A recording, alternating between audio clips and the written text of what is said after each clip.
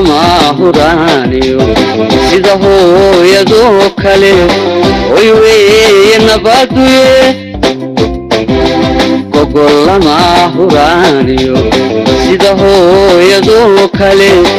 oy weeye nabaduye oy weeye nabaduye halka nabadda lagu heli karo waa in colaadda laga hortagaa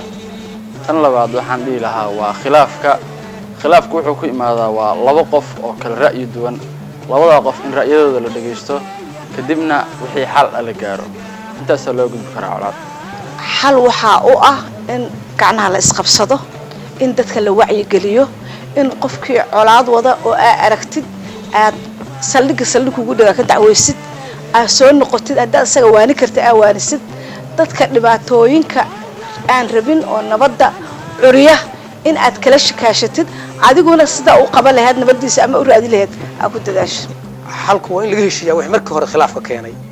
tanaasul la isku sameeyo oo markii dib dhacdo مثلا أما لما برشة كده دعوة أما لما دولة كده دعوة هذا الميد تناسلين مقفل بروح خبير سكوت حلو شيء إنه هلا نبل لما جاري كده وين تناسل لماذا يسود دبع على سوق الدبع صار هم أقول سقاطنا ضدك وياك مركو بريو نبض مشاكتين بالله نبض وشيء قاري أوقفك بين هذاك حنقول عن نلش بين هذاك كله يكون تير سطح نبض واحد كوين مجرو مركب نبض ده ليس نول ما مجرو